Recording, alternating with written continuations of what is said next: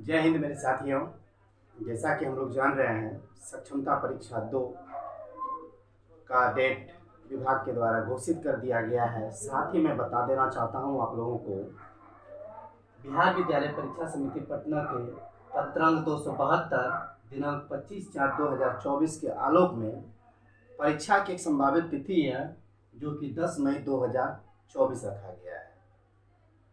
परीक्षा आगे पीछे भी हो सकता है, लेकिन एक संभावित तिथि जो कि बिहार विद्यालय परीक्षा समिति के द्वारा जारी कर दिया गया है। अब मैं आगे जो आप लोगों को बता रहा हूँ वो बेहद खास जानकारी है उन लोगों के लिए जो कि सक्षमता परीक्षा फॉर्म 2 भरेंगे। होता क्या है कि बहुत सी जानकारी नहीं रहने की वजह से हम लोग गलत फॉर्म भर देते हैं, और जब फॉर्म फाइनली भर दिया जाता है तो बाद में केवल हम लोग अफसोस करते हैं। तो इस तरह की गलतियां अगर नहीं हो तो मुझे काफ़ी खुशी होगी। इसी से संबंधित मैं एक जानकारी आप लोगों के पास लाया हूं, जिसका मेरा मुख्य मकसद है कि गलतियों से बचा जाए। तो उसका जो मुख्य हेडिंग है वो है कि सक्षमता परीक्षा फॉर्म भरने के पहले किन किन बातों पर ध्यान दें। देखिए, मैं जो आप लोगों को बता रहा हूँ, मैं ये तो नहीं कहूँगा कि वह 100% पूरा बता दिया, लेकिन मुझे ये आशा है कि मैं 99% आप लोगों को जानकारी दे ही दूंगा। तो मैं आगे की ओर बढ़ता हूँ। तो प्रथम क्या है कि जैसे आप फॉर्म को भरिएगा तो आपको 3 जिला का चयन करना होगा। जिला का चयन करना भी बहुत सावधानी पूर्वक होता है। अगर आप चयन ठीक प्रकार से नहीं करेंगे तो बाद में आपको पोस्टिंग मनचाहा नहीं मिलेगा, जिससे आपको अच्छा नहीं लगेगा और आपकी समस्या बनी रहेगी। इसलिए जब भी आप जिले का चयन करें तो प्राथमिकता के आधार पे आपके घर से कौन सा नज़दीक है, कहाँ आप अपने आप को ज़्यादा आरामदायक पसंद करते हैं, आरामदायक महसूस करते हैं। तो जिला का चयन करने के उपरांत बहुत सारे मेरे ऐसे भी स्टूडेंट हैं, कैंडिडेट हैं, मेरे मित्रगण हैं, जिन्होंने कहा कि मुझे ये जानकारी ज़रूर दें कि मैं किन किन बातों पर ध्यान रखूं। तो मैं उनको भी बताना चाहता हूं कि देखिए, जब आप फॉर्म भरिएगा तो पिता या पति का नाम, डेट ऑफ बर्थ एवं डेट ऑफ ज्वाइनिंग एकदम सही भरिएगा। पिता का नाम या पति का नाम, डेट ऑफ ज्वाइनिंग या डेट ऑफ बर्थ आपको सही भरना है। आगे की ओर हम बढ़ते हैं। न्यायालय या शिक्षक अपीलीय प्राधिकार में विचाराधीन मामले में फॉर्म की योग्यता नहीं है। जिनका मामला न्यायालय में लंबित है या अपीलीय प्राधिकार में है, वो इस फॉर्म को नहीं भर सकते हैं। इस बात का भी ध्यान रखना है आपको। अब मैं आगे की ओर बढ़ता हूँ। हाँ, आप जो फोटो खिंचाइएगा वो फोटो साफ होना चाहिए, फोटो रंगीन होना चाहिए, फोटो में आपका आँख और आपका फेस जो है वो साफ दिखना चाहिए। फोटो खिंचवाते समय आँख पे चश्मा नहीं डालना है, सर पे तौलिया नहीं रखना है, या किसी भी प्रकार से ऐसा नहीं लगे कि फ़ोटो धुंधला आ रहा है। तो मैं इसकी भी जानकारी आप लोगों को दे दिया हूँ। काला चश्मा भी नहीं लगाना है।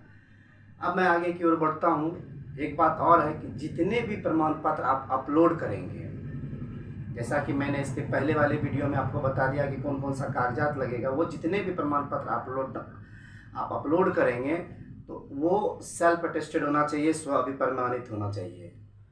ये विज्ञापन में साफ रूप में दे दिया है, इसलिए फॉर्म भरते समय इन बातों का भी ध्यान रखेंगे। अब हम आगे बढ़ते हैं। घोषणा पत्र जो आप भरिएगा फॉर्म के समय, उस समय जो आपका सिग्नेचर होगा वो इंग्लिश के कैपिटल लेटर में ना हो। बहुत लोग क्या करते हैं कि कैपिटल लेटर पे दस्तखत कर देते हैं, तो बाद में पता चलता है कि ये गलती हो गया। नहीं, अगर नहीं समझ में आता है तो आप हिंदी में सिग्नेचर कीजिए, सबसे बेस्ट ऑप्शन है। अब मैं और आगे बढ़ता हूँ। कैटेगरी में बहुत लोग दिक्कत खा जाते हैं। जब आप फॉर्म भरिएगा ना तो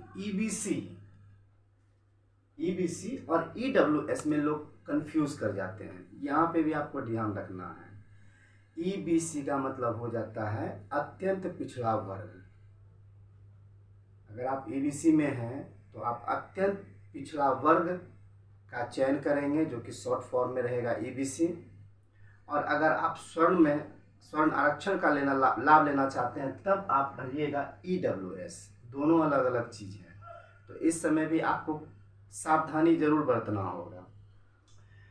फॉर्म भरने के पहले आप ऐसा कीजिएगा कि जो वेबसाइट पे आवेदन आया है उस आवेदन को निकाल लें, उसे आप पेन से पहले भर लें, जो कुछ गलती लगता है तो आप उस गलती को सुधार लें। जब आप पूर्ण रूपेण संतुष्ट हो जाइएगा कि नहीं हम जो भी फॉर्म भरे हैं वो सही है, तब जाके आप फाइनली सबमिट कीजिएगा। और एक बार अगर आपका डिटेल सबमिट हो जाएगा तो फिर वह एडिट नहीं होगा। तो मैं जितनी बातें आप लोगों को बताया हूँ, अगर आप इस बातों पर ध्यान रखेंगे तो मुझे आशा है कि त्रुटि का परसेंटेज न के बराबर रहेगा, या एक शब्द में कहें नहीं के बराबर क्या नहीं ही रहेगा। और ये सारी चीज़ें अगर आप ध्यान में रख लिए तो समझ लीजिए कि आपका फॉर्म संबंधित काम पूरा हो गया। तो मैं इस प्रकार की जानकारी निरंतर ला रहा हूँ, और जैसे जैसे मुझे कोई नई जानकारी मिलेगी मैं उसकी जानकारी भी आप लोगों के पास लाऊंगा। आशा करते हैं कि यह वीडियो आप लोगों के लिए फ़ायदेमंद हुआ होगा। अगर अच्छा लगा होगा तो एक लाइक ज़रूर कीजिएगा। फिर मैं नई वीडियो के साथ मिलता हूँ, तब तक मैं आप लोगों से आज्ञा चाहता हूँ। धन्यवाद।